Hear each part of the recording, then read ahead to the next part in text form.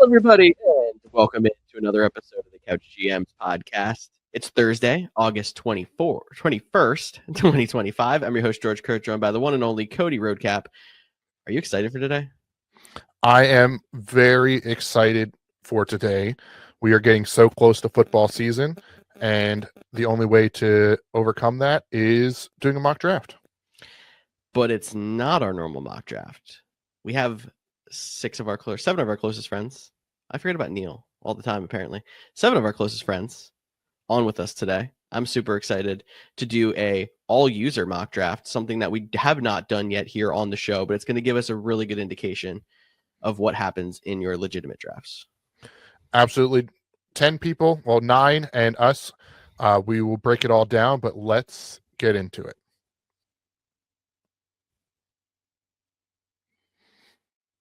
All right, Cody, exciting one coming up here today. We have 7 of our closest friends, and we are going to do a live reactions mock draft. So what we're going to do here, World Cup settings. So if you guys are familiar, we do half PPR, 10 team, and we have a quarterback, 2 running backs, 2 wide receivers, a tight end, 2 flex positions, a team defense, and I believe it's 6 on the bench to equal up to 15 rounds. You can see on the draft board, we have all the names at the top. You'll also notice me, Cody, and the Couch GMs are on here. So that middle team, pick 5, is going to be determined by a different person every round. This is something to throw a little bit in here. So say example, I'm going to pick round 1. Whoever we have on with us on the show in round 2, we'll pick for round 2, and etc. So we do have 7 other people here with us and 7 other people on the show. So we're going to hear some reactions from people as we go, something a little different than we've done in the past. Definitely, George. If you want to go ahead and start the clock, we're going to bring them in one at a time to meet them. Then they'll all be on the screen. But if, George, you want to start the clock, and this first person, this was a random draft order, but you have seen him before. Our good friend of the show, Marcus, Fantasy Godfather, he proclaims himself. Marcus, first of all, welcome back to the Couch GMs podcast. How have you been? Good. Missed you guys. How have you guys been? Doing good, but I'm a little fantastic. Disappointed that you have the Fantasy Godfather and not flag football Aaron Rodgers. No. Since we're doing the World Cup settings, I do go by the Fantasy Godfather for that. And probably because typically when we do this, I'm usually one of the oldest guys in the room too, so it makes sense. All right, before you get your pick, though, I'm going to ask everybody this.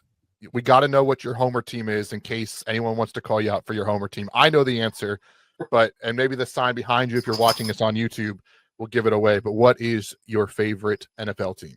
So my favorite NFL team is the Washington Redskins, now known as the Commanders. But I've been a fan of the Washington franchise, whatever their name may be, my entire life. So I didn't bounce around. God knows I wouldn't have had any reason to bounce around for the past few decades, but it finally seems like we're on our way up. It did look that way, and I definitely enjoyed watching them beat the Lions last season. But let's talk about this season. You have the number 1 pick in this mock draft scenario. Where are you thinking? Where are you going? Are you ready to make the pick? I am. What am I thinking? Well, it's funny because if you look statistically over the years, the player who's supposed to be the number 1 pick always seems to be the one most likely to break your heart. So I don't know if it's a little bit of the fact that I'm not going to be picking first anywhere else, or the fact that I'm just not ready to buck the trend, but you can't pass up who may be the most used, targeted, in the most explosive offense in the NFL. Give me the consensus number 1 at this point, Jamar Chase, first overall.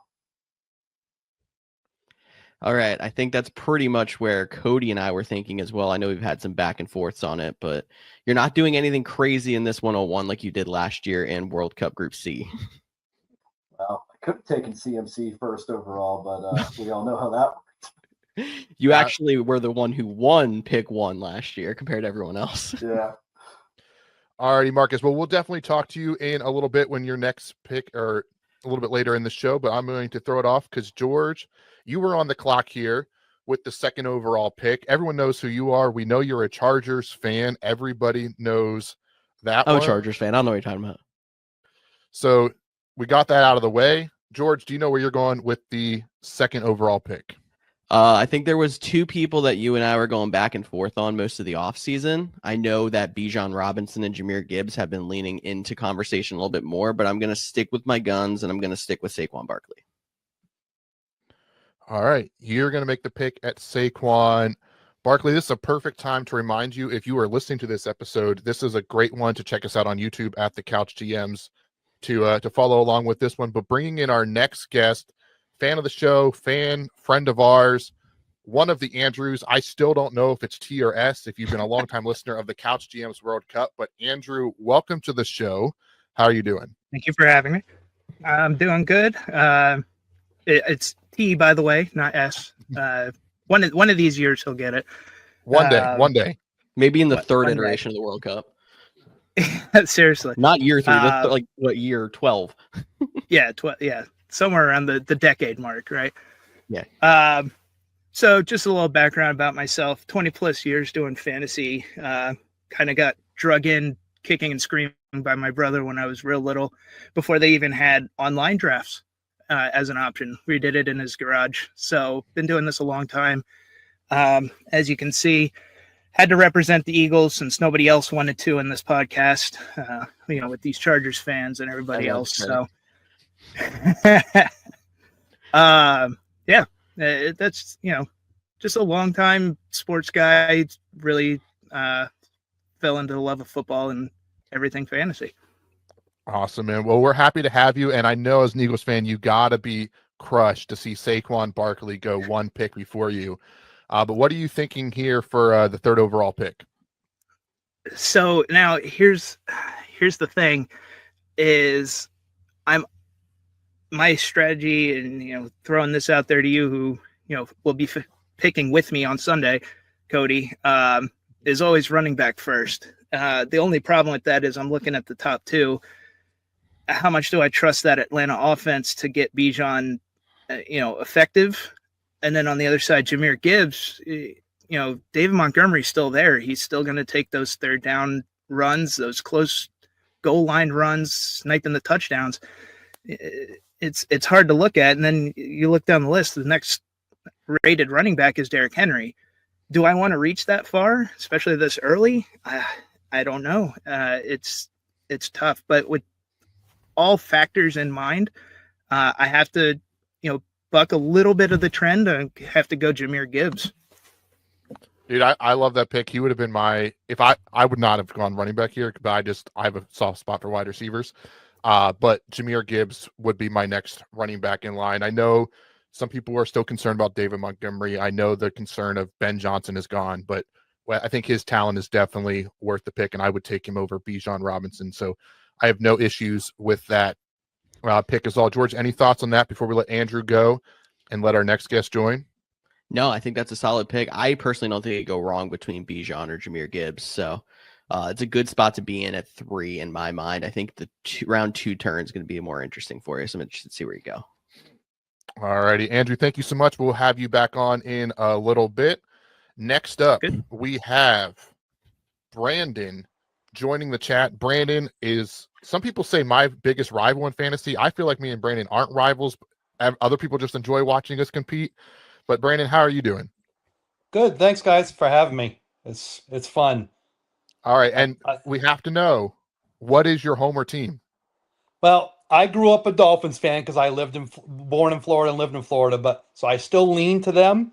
But I am partial to the Eagles because it's local and they're just, fun to watch.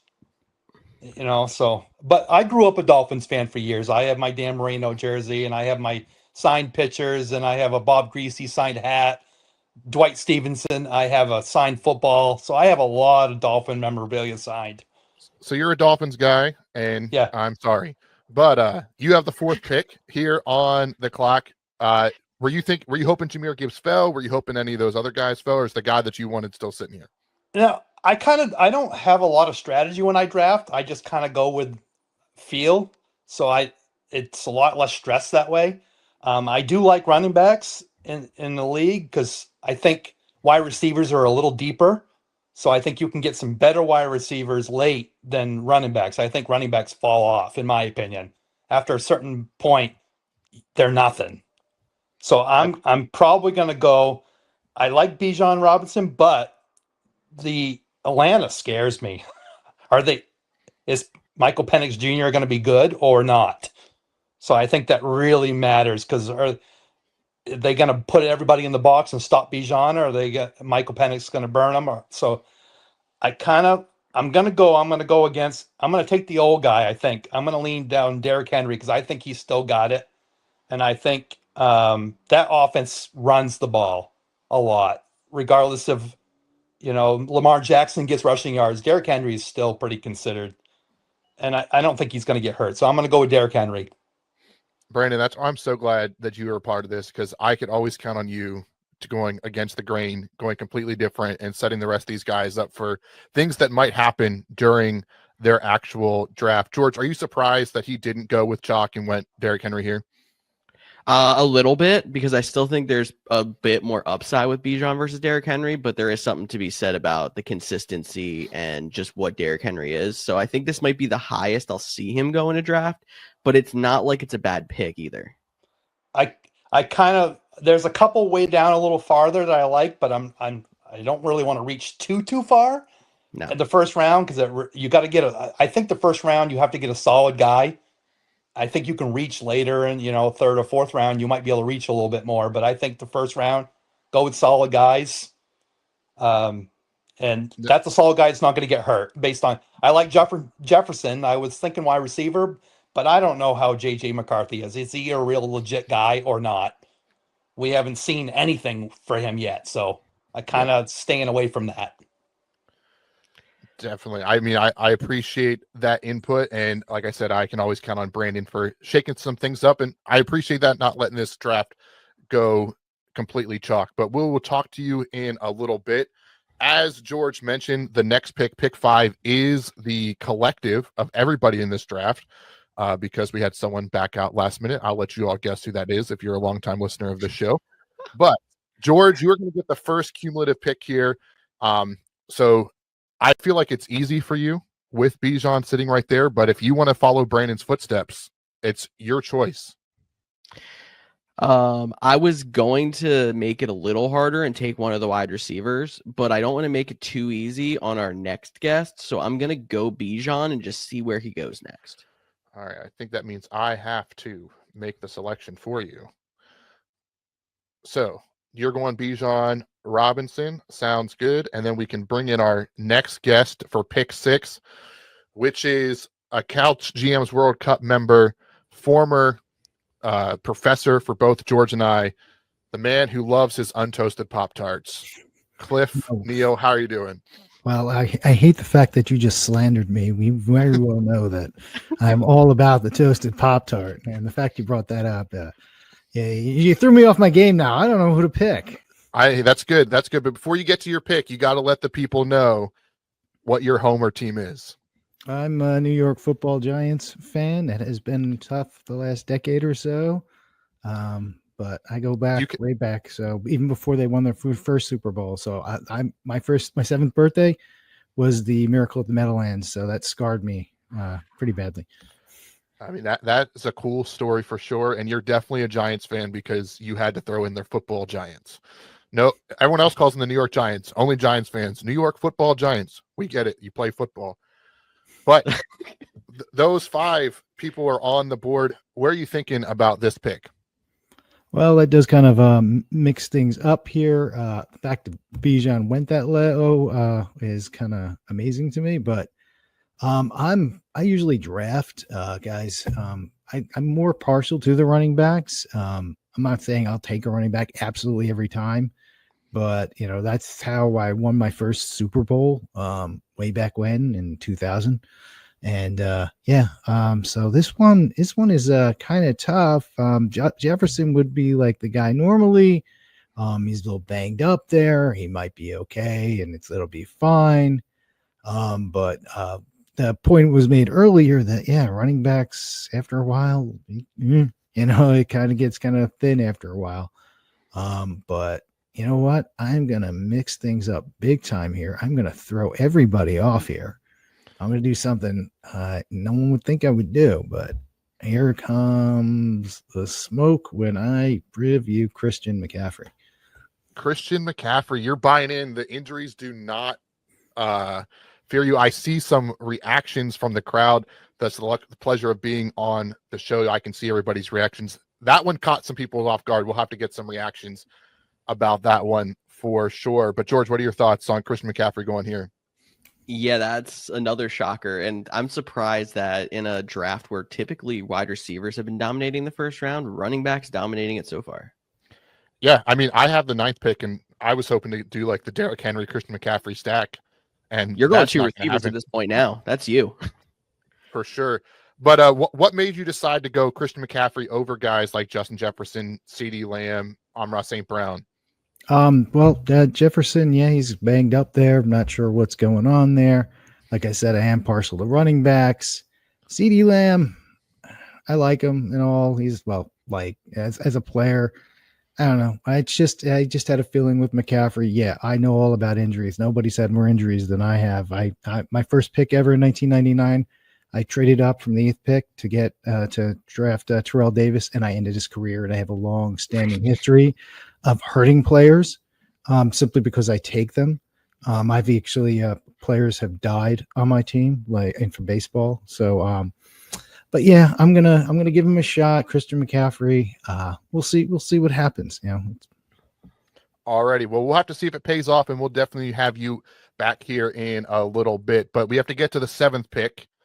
Another friend of the show, throwing him on up there if I can find the right button. Reed, welcome to the Couch GMs podcast, making your first appearance. How are you doing? Appreciate it. Doing really good, guys. Appreciate having me on. For sure. And of course, got to let the people know, what is your homer team? Also a suffering Dolphins fan for lifetime. Probably the only rival would be the Browns as far as more suffering. But yeah, 30 plus years, and it's brutal. It's brutal. Again, I am sorry here. Christian McCaffrey goes one spot before you. I don't think he's probably on your board. Maybe you're looking ecstatic that Justin Jefferson is here, but what are your thoughts on where you're going? No, yeah, I mean, honestly, wasn't targeting McCaffrey for that, and even Derrick Henry. So I was surprised that both those went off before my picks. It made it a little tougher. I was eyeing up my wide receiver that I was looking for, and it's not Justin Jefferson. So for that, I have the same concerns for it. You know, I see more bulk targets with my pick that I'm going to go with for, I think, who's going to have a very centric. I think he's in a better spot than last year, can still produce, and is going to get a lot of volume, a lot of targets. I'm going CeeDee Lamb. I like it. CeeDee Lamb, I think, is being slept on a little bit for sure. Just, you know, Dak Prescott is back healthy. He was doing what he was able to do, being a top-end receiver with backups to end the last year. He did get hurt a little bit, but I like the CeeDee Lamb pick as well for you. George, what are your thoughts on Reed going CeeDee Lamb here? I think CeeDee Lamb's a good pick, mostly for the reason of, like, people have been sleeping on him because he played half a season without Dak. So playing with Dak this year, the ceiling is definitely there. All right. Any other last words, Reed, before we let you go and bring you back a little bit later? No, yeah, I just really like that with especially Pickens there. Like, it's going to draw some targets away, but it's also going to free him up a lot. So let's go CeeDee Lamb to the moon. All right. CeeDee Lamb to the moon. Final last words from Reed. Next up, friend of the show, birthday boy himself, gets to hit the big 3-0. He changed his name on us. It said Swaggingtons, and his face matched the vibes. He switched it up to Chancey on us. Chance, how are you doing, buddy? And you almost got great. yourself. No, I'm good. Doing great. Happy to be here. Appreciate you guys giving me a spot on this mock draft. Super excited to start making some picks. Well, you are on the clock, but before we get there, we have to know your homer team. The Cincinnati Bengals. A lot of pain, then not so much pain, then a lot of pain. And this year, I'm just hoping we can do something. You know, can't lose if you score 50 points a game, right? That's the goal at this point. So we'll see how they hold up. Don't want to go too far off track here, but I'm going to give you 30 seconds to tell me why I shouldn't be scared that they're going to trade Trey Hendrickson. You should. You should be. No, totally. I mean, to be honest with you, it's one of those things where I really want to pay the guy because it's looking like we're going to have the 32nd ranked defense this year. But at the same time, this is a guy who is 30 years old, newly turned 30. He's always got nagging injuries, and he wants a lot of guaranteed money, which Paul Brown and co. are very averse to doing historically. So as a fan, I say pay the guy. Like he's an all-pro DN, but I don't think it's going to happen. So at the end of the day, if you're not going to pay him, get something for him before it's too late. And I guess the only good news is if you do trade him, this isn't baseball where it'll be 3 players to be named later and cash considerations for your best player. So at least you have that going for you. But you were sitting here with the 8th pick. What are you thinking? I'm thinking I just got sniped. I really wanted CeeDee Lamb more than anything in the world. But you know what? I saw your reaction. You put double hands on your head. You were definitely torn up by that one. So that happens when you're doing a mock draft or a real draft. So how are you going to pivot? Yeah. So, I mean, look, still a lot of good names on the board. I really like Amon-Ra St. Brown. He saved me last season. I'm not typically a rookie guy, but Ashton Genty sitting there at 9 looks really juicy too. I think there's going to be a lot of turbulence in Vegas's offense that I think he's going to capitalize on as a fantasy back. That being said, he's staring me right in the face. Like, I feel like if I turn down Justin Jefferson, like, I'm silly. He probably shouldn't be here at 8, so I can't in good conscience pass up Jay Jettas. So, Justin Jefferson. Well, I was hoping he would fall one more spot, but Chance will have you back on in a little bit. That brings me on the clock here, and I'll keep it quick so we can keep this moving. I wanted Justin Jefferson. He is not there. Everyone knows my love for wide receivers. I'm going to go that way there as well. I won't say who I'm between in case I get the second guy back here. But I'm going to go Amon-Ra St. Brown. I think he's a top 6 player in fantasy. I give him at pick 8. Makes a ton of sense for me.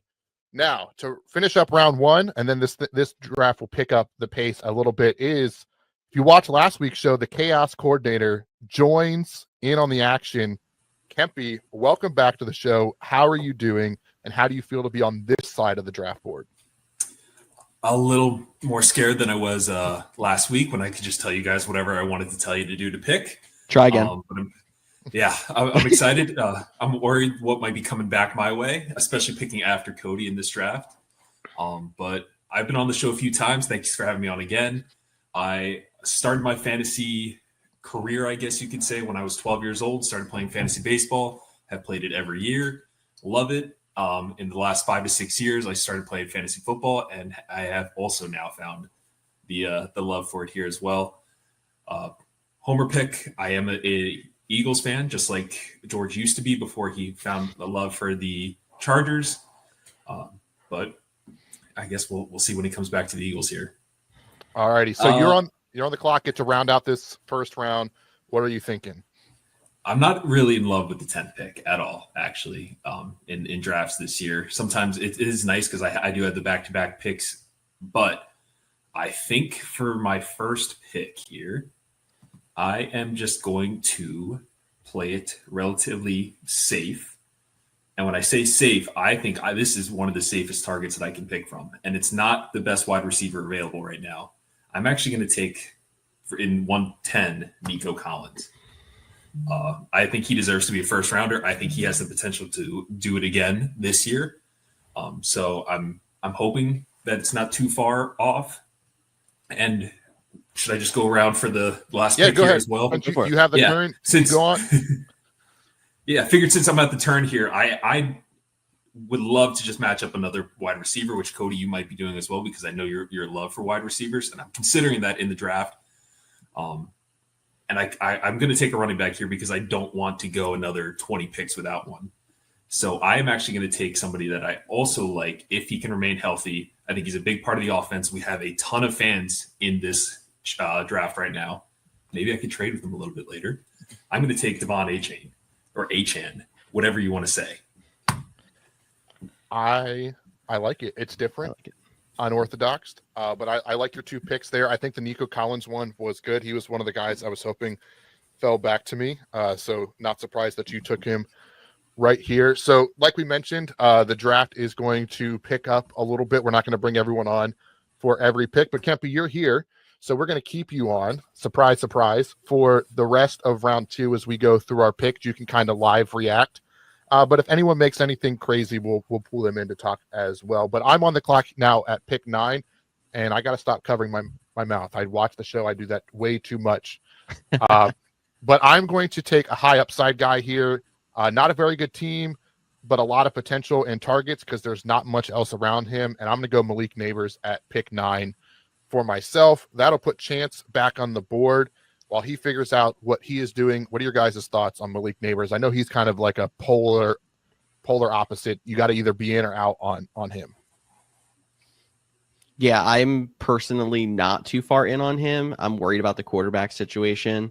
But I mean, he's going to find decent quarterback play because he has Russell Wilson there. Jackson Dart's getting some run, but I thought when you said that, I was like, is he going to take a running back? Is he going to take Ashton Genty? I wasn't as well. When Kempy mentioned doubling up at wide receiver, I thought he was going to take Nabers and then I was going to take Genty. So Genty was very close, but the high upside of Nabers, especially when you're talking bad teams. I don't know if I love the high upside of a running back versus a wide receiver because they're going to be down more. But speaking of Genty, Chance went with Ashton Genty with the next pick at 2-3, pretty low for where he's going in most drafts. Any thoughts on that pick? I think it's an awesome pick. Am I going to regret not going Genty? Probably. Luckily, this is still just a mock draft, but season-wise, I'm thinking Achan. I'm going to just keep saying it wrong, maybe on purpose. I don't know. I think he has the upside with the passing game that interests me a little bit, especially if it is a PPR format or even half-point PPR, just getting those yards. But I think Chance looks great there with Jefferson and Genty in his turn. Yeah, definitely one of the benefits of drafting late is you get 2 high upside guys. After him was Puka Nacua and then Drake London. But that brings us to the Couch GMs pick, which again is the cumulative of everybody here in the room. So Kempy, George took Bijan Robinson first, so Bijan Robinson is on the team. I know you have to look at the draft board here. Where are you thinking about going with this one? Where would you go? If you want to try something different, feel free. The floor is yours. All right, so I think there is a clear pick on where we should go here. We have a strong running back in Bijan Robinson. I think we pair him up with a wide receiver here. Obviously you just saw I did that with my team. I debated spinning a wheel here and going between Brian Thomas and Kyle Pitts. I think I'm going to go Brian Thomas. I think that's the better of the 2 picks. So I thought maybe a wheel could make it interesting. A wheel would definitely make it interesting. And I think you might have made Chance a little upset if you took Kyle Pitts that early. But all right, so Kyle Pitts went next on the Couch GMs team, which puts Brandon. No, Kyle Pitts did not go next on the Couch GMs team. I thought Brian Thomas. All this Kyle Pitts talk. I mean, this is the year he's going to break out. So this is a reminder. If you're listening, you can watch us on YouTube or Spotify or Facebook because Cody is going to keep trying to say we take Kyle Pitts. But Brandon is on the clock now. But before you made that Brian Thomas picks, while Brandon picks here, Drake London, Puka Nacua went. Any thoughts or any concerns about those, or just next 2 best guys? I think it's next 2 best guys, but Drake London's just one of the interesting things of we didn't see him play many games with Michael Penix. We don't exactly know what that Atlanta offense is going to be like. Obviously, there's a lot of progression that's, projected because him and Bijan still going so early, but you have to realize that they are a little bit of a risk also. I agree with everything you said. Brandon went Jonathan Taylor, so he doubles up at running backs with Derrick Henry and JT. I know George is a big Jonathan Taylor guy. Maybe it's that big playoff week that kind of saved him, but then still didn't actually do enough. We'll have to wait and see. Yeah, it's close. We have our first homer pick as Andrew went A.J. Brown following the Eagles. Is that too homery, or was that the right pick? What do you guys think? And maybe I don't know if either of you can answer this question based on the team, but George, you have the most say since you're a Chargers fan. Oh, okay, cool. No, I think that run of wide receivers in this tier was near its end. So I think AJ Brown was the best pick if he's trying to diversify the team and go running back receiver in the first 2 rounds. I think that was the right move. Yeah, All right. completely agree. George, you're up, buddy. All right. So I'm going to try to upset Cody a little bit. And plus I said that wide receiver run is done here. So I'm not going to go double running back. I'm going to experiment with this mock draft and see what it looks like if I take an early tight end and go Brock Bowers at the end of round 2. Brock Bowers, the end of round 2. You'll never get me to buy in. Campy, what are your thoughts on that? I won't be able to buy in either. It's just that negative connotation with the Raiders right now that like they're still not going to be the solid offense, but this could be a big upside for Bowers. However, is it too early at this pick for his upside? Yeah, I tend to think it's too early. But George would never do this in a real draft. I still stand by that. He would never take Brock Bowers here. But because this is a mock draft, he gets to experiment with things, and that's what he is doing by trying to take a tight end just to see what it's happen. good to see how the team would build up by doing that. And maybe if I had tried to let him get through the turn and take him at 302, it would look better, but I don't know. Yeah, maybe we'll have to get Marcus on here to see if he would have taken Brock Bowers once he makes his pick, and then Kempe can do his final comments on round 2. Marcus does have back-to-back picks, as we sit here, waiting for him to make his pick as he intently thinks about this mock draft and ends up going Bucky Irving with his first pick. I know Marcus isn't on the screen, but he can hear me. If you want to hold off on making your third pick, we can just talk about the round 2 real quick. Kempe, who do you think made the best pick and who do you think made the worst pick in round 2? I honestly really like the Couch GMs pick of Brian Thomas. I think he has that ability. It just kind of falls in. And I'm not saying that just because I was between him and Kyle Pitts, but I really do like that pick coming back there in the middle of the second round. I also like Cody's pick with Nabers. I think that's a solid one. And worst pick, honestly, I would say it's tied between me and George. Going with the Dolphins running back, I'm not going to say his name again. Not the most ideal pick. I really am hoping for upside here. Let's see what he can do. And then Bowers, like I said, maybe not worth the upside. But thanks for having me on round 2. Yep. I'm going to recover here. Sounds good. And we'll probably talk to you in a little bit. But I am going to bring Marcus on to talk through round 3. He is on the clock here. Marcus, before you make your pick, and if you don't want to, would you have taken Brock Bowers with either of these 2 picks? No. Okay. I didn't think No so. way. But at least now George knows. Yep. Some drafts he might not have, that guy might have taken him. But you can make your 3rd round pick whenever you want, and then we'll keep you on throughout this round. And again, that also means you get the 3rd pick of the Couch GMs team. And then I do have a question about Bucky Irving. No concern about him with Liam Cohen leaving and that offense changing. You think what he put on last year is definitely repeatable? I do.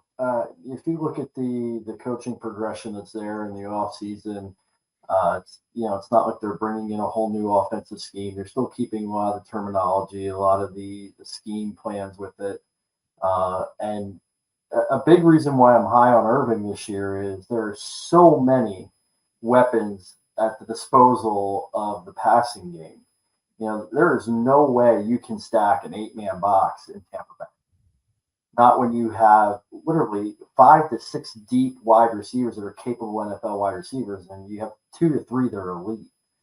So I like his upside. I think he's going to continue to see, some passing work. I think you're going to continue to see those high impact games, get the touchdowns.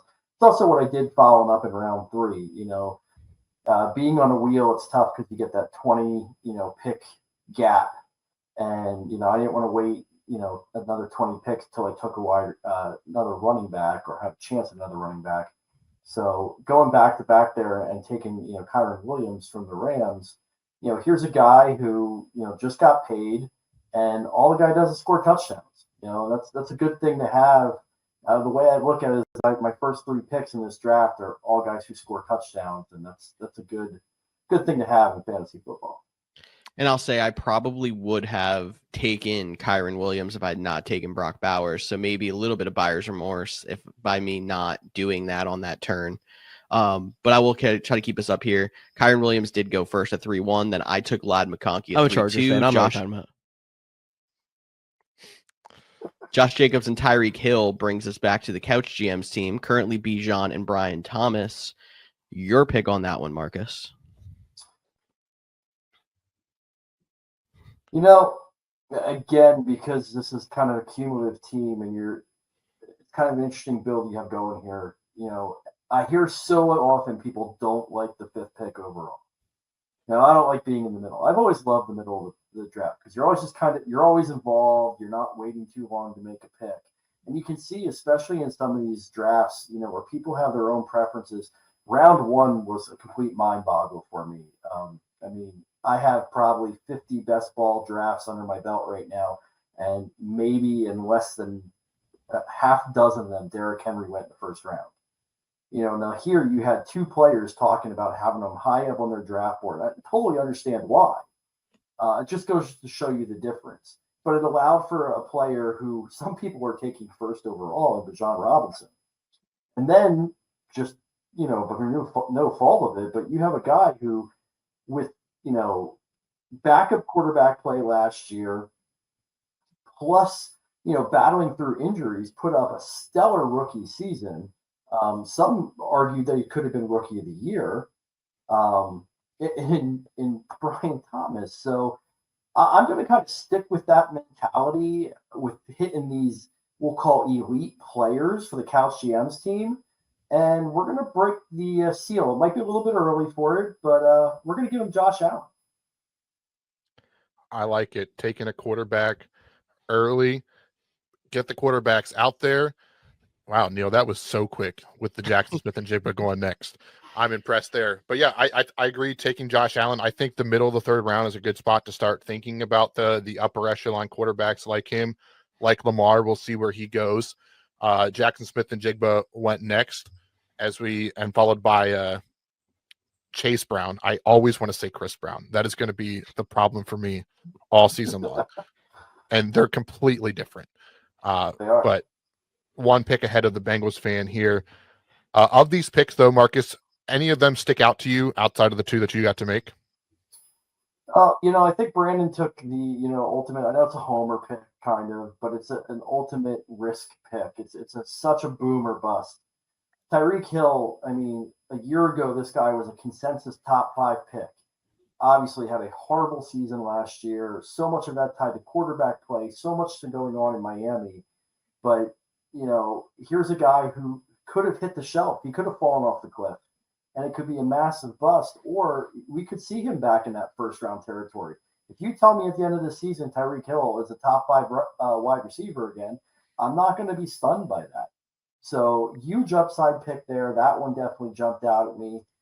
The Jackson Smith and Jigba one, I mean, you're looking at what other wide receivers are available. I think it's a little bit early to, you know, grab him there. I'm curious to see how he coexists with Cooper Kupp and the new kind of Baltimore Ravens, you know, mirror-esque Seattle offense. So, you know, we'll see what comes of that. Alrighty. Well, after Chase Brown, who went 3-7, Mike Evans went 3-8. I took Lamar Jackson at 3-9, and that puts Kempy on the clock here. And same thing, Kempy, you took James Cook. If you want to hold on this pick just to give Marcus one chance to give his final thoughts on round 3 before we pick someone else to join the chat.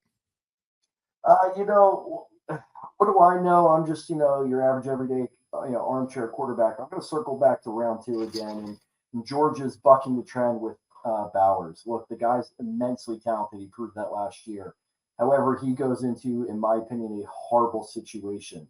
Chip Kelly does not like the tight end. You're also seeing and hearing a lot of talk about getting Myers back involved. I'm not saying he's going to be a bad player. I just think that you are absolutely drafting him, even in the 2nd round, at his ceiling. I think that there is the same value, if not potentially better this year, to be had later. Other than that, like the way the teams are. There's no team that I'm looking at going, oh my God, what are they doing? So. All righty. Thank you so much, Marcus. Kempe, you can go ahead and continue the draft. George, who are we picking next? Who are we picking on next? I want to talk to one of the two Dolphins fans after some guys got sniped, but why don't we talk to the one who actually got one of them? Let's put Brandon on. All right, Brandon, welcome back to the show. How are you feeling about your team as we kick off the 4th round? As always, I think my team's going to win. Why wouldn't I, right? A true fantasy player right there for sure. In fantasy, obviously, injuries. You can draft the best team in the world, but two of your best players get hurt. You're scrambling all year. Exactly. But you seem to be drafting safe at running back. I mean, I guess you could say so with Jonathan Taylor so far, but Tyreek Hill, the ultimate question mark. So you're not worried about those injuries then? Well, as always with him, I am, but Tua's back. Hopefully he's healthy. Tyreek Hill really depends on Tua's head, right? Because after that, there is absolutely nothing. So it really depends on his head. And Tyreek will have a decent year. I mean, wide receivers in general, they have the problem of, like, if their quarterback goes down, they lose production. But I feel like those Miami wide receivers, even more than most, with just how that quarterback play's been the last few years. Not sure if you said T. Higgins went first in round 4, and then you went with Breece Hall. So now we're at 4-3 if you're watching live on the board. I had a full tilt moment for me, and I had to get ahead of myself because George went Brock Bowers. Maybe it was just like the Couch GMs take tight ends early. I was like, do I do something completely wild and go quarterback, tight end, both in the first 4 rounds and take Trey McBride here? I decided against it just because of I needed at least one running back. Breece Hall, I think there's still some upside there. I don't think he's the top 5 potential we got last year, but I did end up going with him. After that was Alvin Kamara and then Omarion Hampton. So maybe I started a little bit of a running back run, and there goes Trey McBride at the 4-5 team, which gives us, Brandon, you're back on the clock for the cumulative everyone gets a say team. And I do like that it's in the middle too. So it's not like you can even really have too much gamesmanship here. I guess Brandon could not take the guy. He does have the next pick that he wants if he wanted to, or if he wants to stay true to the board. It doesn't really matter. It is up to him. Well, by the looks of it, the quarterback was a little early. I don't usually draft a quarterback round 3. I tend to get one of the lower end ones. Sometimes it pays off, but it's I try not to do that. So they already got that. So I would say we have to go running back, and we're going to go with, this might be a reach a little bit, but I'm going to go with Walker from Seattle. Going Ken Walker, not a reach if he stays healthy. If he can't stay healthy, then it might come back to hurt this team.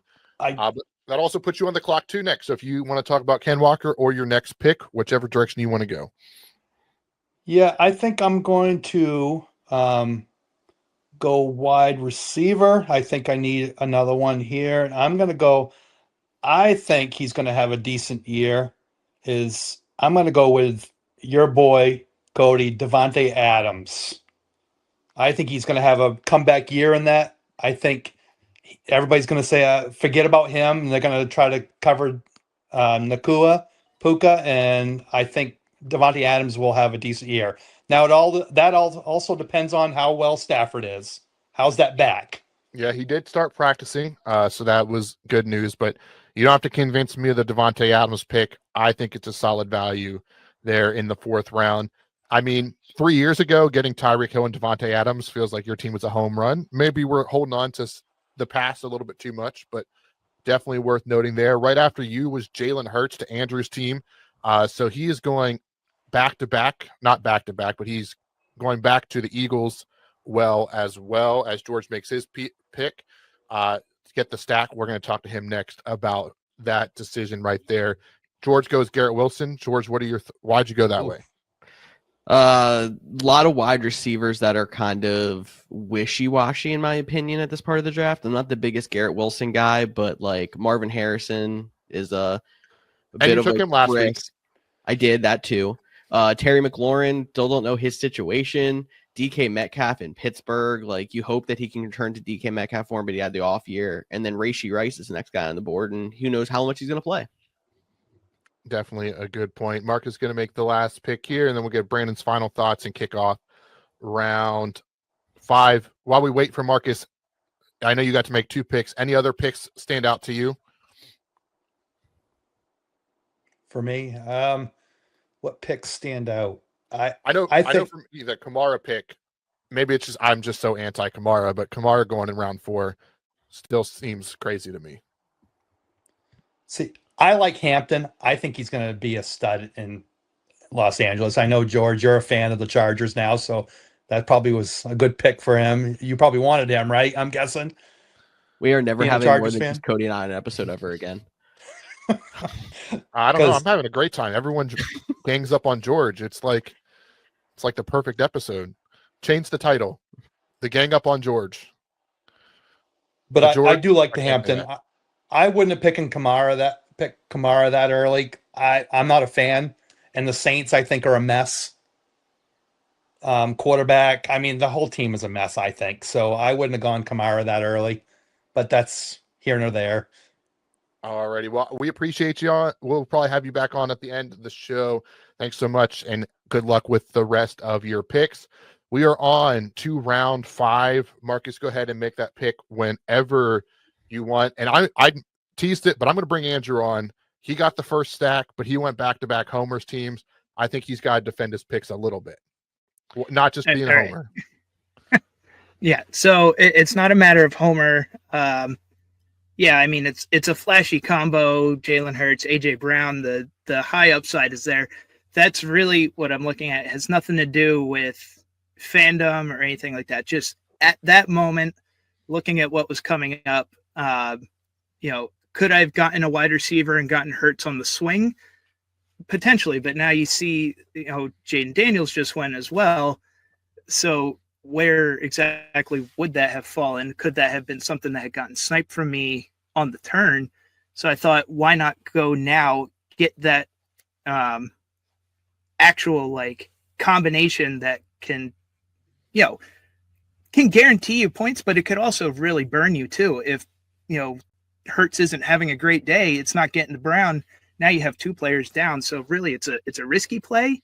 Yeah, it's a Philly combo, but it's the one that I had lined up. It just seemed to work. I will give you a pass. I do think if you're gonna Hurts, Brown, that's a safe one. Chase, Burrow, that's a safe one. Like those top end guys with the top end quarterbacks, I think they're always a safe stack. And something, if the board falls like it did for you, something that you can go after. But you did mention Jaden Daniels. He went to kick off the end of our beginning of round 5. Chuba Hubbard went next to George. George, you want to say anything about that pick while Andrew makes his? Yeah, I mean, I was hoping one of those top end running backs would fall through because Marcus went 2 running backs on a 2-3 turn. He did take Trevion Henderson. I'm not sure if we actually said that on the air, but I did get one of those running backs to fall through. So I am happy with being able to balance the team out a little bit. For sure. And then Andrew, you're on the clock here. So what are you thinking? It's tough looking at the players that are lined up here. I could go the chaos route, if you really want to call it that at this point, and go George Kittle. He's lined up for me right there, so I can get my tight end out of the way. You got Marvin Harrison there. What's the situation in Arizona? Is Kyler Murray really going to bring him to that top tier level? He kind of had an underwhelming year last year in his rookie year. DK Metcalf now in Pittsburgh. What's the situation there? Obviously, I'm not going to go Joe Burrow because I just got a quarterback. But and the Terry McLaurin thing, what's going on in Washington that Terry McLaurin now wants out? And is there anybody that's going to go for him, or are they going to have to pay him, or is it just going to be a down year where he just doesn't produce? So a lot of things going through my mind here at my 5th pick, and I think the safest of them is going to have to be taking George Kittle. I don't hate it. I don't typically like taking a quarterback and a tight end this early, but I do not hate the idea of getting Kittle in round 5, as still the potential to finish as the top tight end, scoring double-digit points consistently with Brock Purdy. I think it is definitely a solid pick, as my cat mascot Beanie makes an appearance as we're doing the podcast. Brandon is back on the clock. I just took, hey, you can't be pressing buttons. We're live here. Sorry about that, Andrew. It took she didn't. You must not have liked your pick, that's for sure. As Brandon makes yours, and then he took James Conner, which puts you back on the clock for the Couch GMs team. So just to recap, that team is Bijan Robinson, Brian Thomas, Josh Allen, and Ken Walker. What are your thoughts with the next pick for that team? So, you got your 2 top running backs really there, a solid quarterback, a solid wide receiver, but you got to bolster that wide receiver core a little bit. Now, again, we're talking about what are our options here. We still got Marvin Harrison, still have Terry McLaurin, still have DK Metcalf. Now Rashee Rice is starting to make an appearance. DJ Moore is starting to make an appearance. It's a matter of who you feel the safest bet is. And of those, looking at it, it's a tough toss-up, but there's no wrong answer. You're right. You're right. Just for the sake of it being a mock draft and potential, Terry McLaurin has the highest potential. So I'm going to have to say Terry McLaurin for this pick. All right. Terry McLaurin is the pick for the Couch GMs team. I like that. Real quick, it's going to throw him on the spot here. Marcus, I'm bringing you back.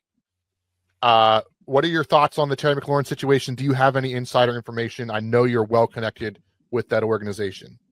Well, I don't know about it being insider information. It's just the reality of it. So a lot of what he's doing right now is all just posturing for getting a new deal. Totally understand his side. This is really his last chance to get paid. I understand Washington's side. The reality of it is he's making, I think, $23 million this year. He's still under contract. It's not like he's holding out and not signed. He is signed. He is going to be back because obviously he's not going to lose or forfeit game checks. And they have the option of franchise tagging him for the next 2 years. And if they franchise tag him next year, they're looking at about $27 million a year. If that's $29 million, he wants to make $30+ million. He's going to have to come down. They just did a poll around the league. Diana Rossini. No one's going to pay him that type of money at 30+. Now, will they get it done? Absolutely. I think there's no doubt he's in Washington this year. I just hope the missed offseason doesn't hurt him.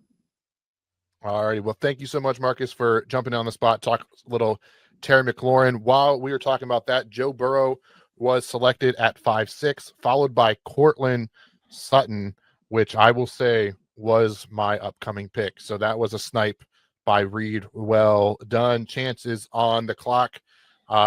Andrew or George, any thoughts on the recent picks? I feel like everything that's happening is just kind of solidifying what I was saying with my pick. With Harrison still being here, Metcalf still being here, talking about Rashee Rice for the GMs podcast pick. Everybody seems to be jumping over these guys, going for other options, just because there is that unknown as DK Metcalf now goes off the board. This is where the contenders separate themselves from the pretenders, where you really have to look into where the depth is in the entire league at this point. Yeah, I'm actually surprised to still see Marvin Harrison on the board this low, because I've seen a lot of drafts where he can even go in round 3.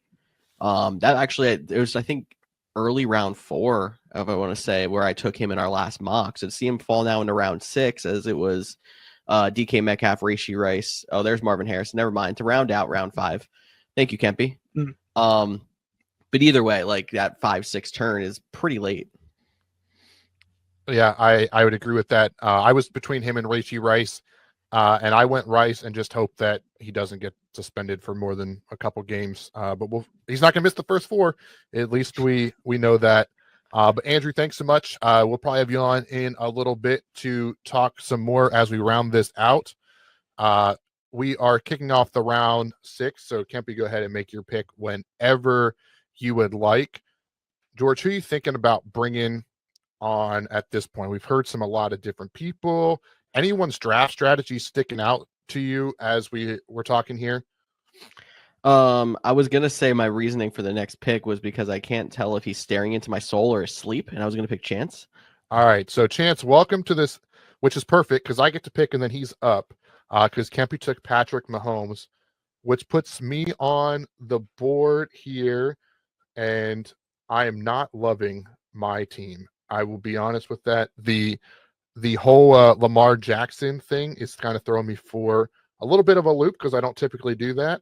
But because I took him, I'm going to go ahead and lock up my second flex. If you're a long-time listener, taking 4 wide receivers in 6 rounds is something I typically do a lot of. And give me Zay Flowers here. Chance, you are on the clock. And you've taken some interesting names. Yeah. Mike Evans, the safer guy, but the guy that you can just rely on. Alvin Kamara, and that crazy, probably the number 1 overall pick, New Orleans Saints. And then DK Metcalf, new team, new face, new quarterback. Where are you thinking with this pick? Yeah. So definitely going with another running back here. I think it's the move. I'm looking at the names, and there are 2 names that I really, really like. I really like Aaron Jones. Last season, he was a huge boon for me. I don't see any reason as to why that would necessarily shift this year. Chance loves his older players. Dude, I don't care. They are reliable. They are reliable. As I sit with Genty on my team. That just brings your really age average down under 30. Yeah, that's what it is. I'm picking old players because I'm old as of today. I like Mixon too, but starting the season on PUP isn't really doing it for me. Or he's on PUP Watch. And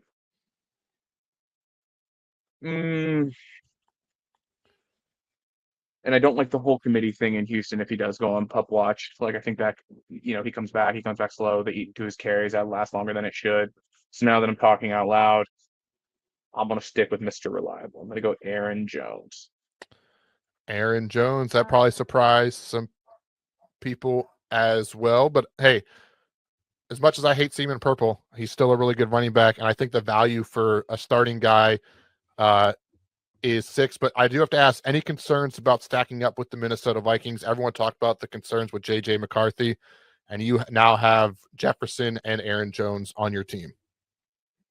The way I see it, I mean, you have JJ. He's going to come in. We have no idea what he's capable of yet.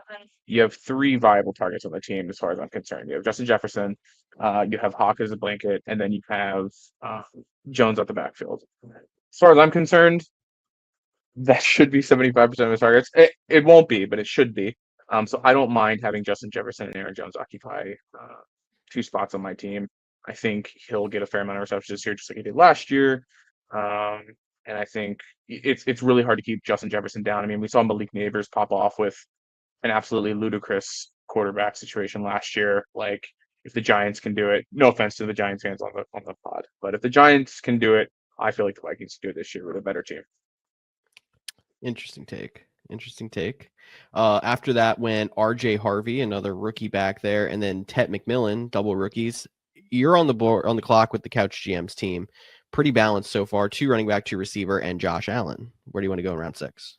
So I get to start the flex off, right?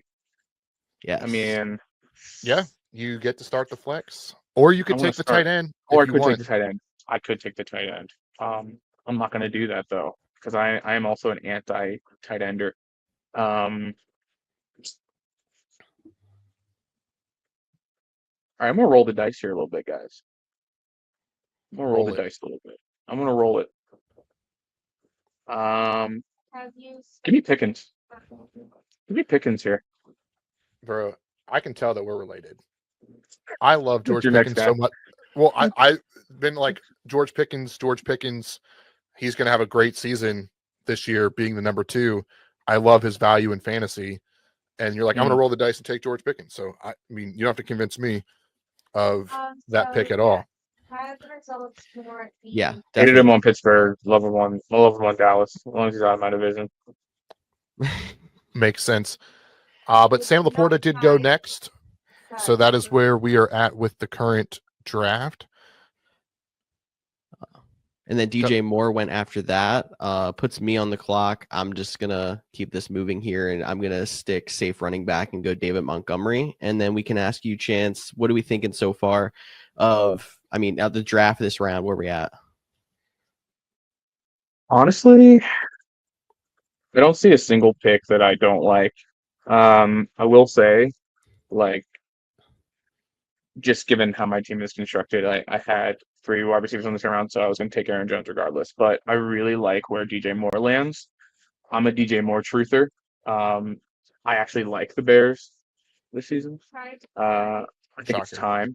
It's nothing personal, but I think DJ Moore is going to put a value much higher than where he's being drafted, much higher than his ADP. But everyone I think popped off this round. It looks really good. Alrighty. So Marcus has his 2 picks. But as always, thank you for joining us, Chance. We'll probably have you back on in a little bit. Marcus finished out the round with Xavier Worthy. He is back on the clock in round 7. I know this is going a little bit slower than our typical mock draft, which is great. We love all the insight that we are having here. George, who are you thinking to bring on for the next guest? We have one left, so why don't we bring on Reed? We'll talk to him, and then we can kind of just go. Bro, we have more than one. More than one left. We haven't talked to Neil. Oh, my bad. But I'm miscounting my rounds. Let's bring on Reed. All right, we'll we're talk going to to bring Neil, on Reed. and then after round 8, we can start going a little bit faster here and just go with the flow. I mean, Marcus is still struggling with his pick. Oh, he did that. Reed, we got to get your advice right off the board. Doubled up on Chiefs. I know it's later in the round, but going Xavier Worthy, Isaiah Pacheco, is that something you would have done? No, I mean, I think there's nothing with that offense that screams consistency. Maybe they pop off a week or two, but trying to rely on both of those guys. And obviously he's got the running back. So maybe Pacheco comes in there and really gets a lion's share of everything and returns back to some of those glimpses that we saw where he could put up those types of numbers. So yeah, not the strategy I would have went with, but hey, he's the Godfather. So, that is true. Maybe trust it. And a good reminder that this is a double flex setting. So he might have 4 running backs, but as of right now, they're all sitting in a starting spot. So George goes Calvin Ridley, just doing all kinds of weird things today, George. Yeah. Cam Ward looks good. I don't want to say it yet because the Titans just seem to be in purgatory, like, no offense, the Dolphins or the Browns, but it does look good. Then Andrew went Travis Hunter, taking the flyer on the young rookie. No interception points, just to clarify, if he's playing a lot of corner. And then Roma Dunze for Brandon. Maybe he likes the Bears a little bit too. But Reed, the Couch GMs pick where everyone is getting to say is on the clock, and you have an opportunity to make the pick for them. Yeah, I'm looking at that. And I mean, obviously they're all set on some of the skill positions, but I think you got to go some running back, get some more depth there. Just in case you have some injury concerns with Walker there, I think you got to go somewhere on the running back end. Part of this is Mixon could be the guy, but obviously with the injury concerns, really tough to kind of pull the trigger on him. I really like DeAndre Swift because if all the focus is going to be on that passing game, that could really get some pass catches out of the backfield for him. So I don't know. I'm really kind of leaning towards that as far as the best option for the running back for them. So I'm going to go DeAndre Swift. Alrighty, taking DeAndre Swift for the Couch GMs team to balance out the lineup. Tony Pollard goes next, and that puts you back on the clock with your team's pick. So what are you thinking with that one? Yeah, this is where, taking a look, do I wait and kind of hold out for the quarterback? Do I get a tight end? Going to go one or the other. I just don't see a quarterback that jumps out that I was like, I got to get him. I got 2 other guys after me that have quarterbacks. So odds are probably going to come back around. Not seeing too many tight ends after me. So think I'm going to go tight end on that end. And hey, I mean, part of me wanted to go Ingram, but I'm already invested in some of those Broncos on there. I can't go 3 deep on the Broncos. So I do love Ingram though, but I'm going to have to go Kelsey on this. Going with Travis Kelce, Mr. Swift.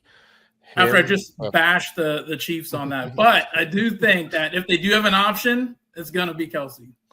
No, I think this value for Kelsey is just way too good. And I think I said this last episode as well, how we were overdrafting him for so long, maybe even not overdrafting. He was making that end of the first, early the second round price tag worth it. But now, even if he does do what he did last year or slightly better, the round 7 price tag is fairly solid. Yeah, way better than what he was going like second round, sometimes even the first. I mean, come on. Exactly. So I think you're not going wrong taking Kelsey all the way back near the back end of round 7. Alrighty, and then chance goes to Devonta Smith, puts me on the clock here, and I should take a running back. I really should. I don't want to, but I think I'm going to. And man, my guy Brian Robinson, I liked all offseason, but now heck, he might get traded. So I don't know how I feel about that one. So let's take a flyer on the rookie Caleb Johnson out of Pittsburgh, and hopefully he can do something there. That would require me to click the right button.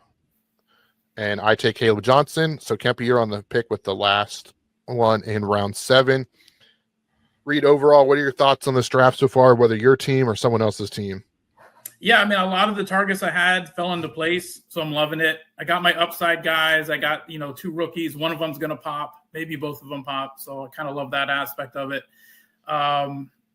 This round, I love that Ridley pick. I'm very high on Calvin Ridley this year. I think he's going to go off. So, yeah, kind of like what I was expecting. Some of these guys going higher, some lower, but this is why we do it, right? Figure it out, see where it lands, and then get ready for the when it counts. Definitely. It's nice having actually a mock draft against people that we play against in some capacity, but just having a mock draft full of not, auto picks. It really just feels different than your normal mock, and you really get a chance to feel out exactly how an actual draft goes out.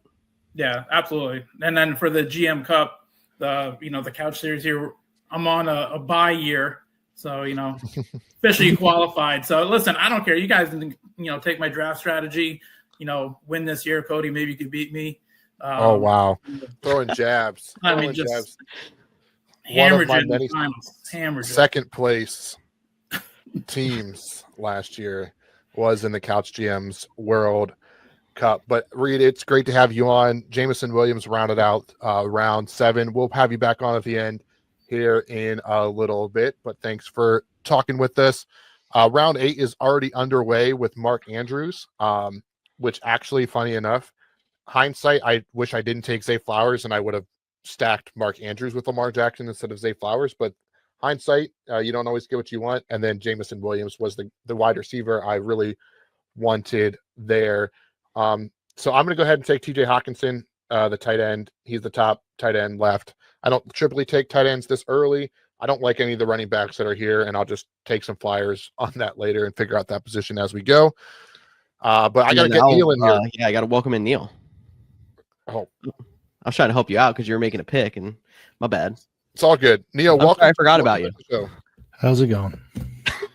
I'm not happy. I'm very angry. You're not going to believe me what I'm about to say, but I wasn't picking Jackson Smith and Jigba in that round. That was supposed to be Chase Brown, and it totally screwed. I don't know what I did wrong.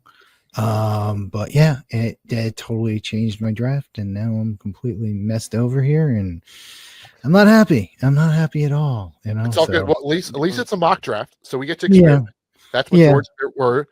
And it wasn't like I don't know if you guys have seen like the viral TikTok about the group doing their live draft, and the guy walks up and slaps on the board with his first overall pick, and put saw Brian that. Robinson up instead of Bijan Robinson. So at least it wasn't that bad.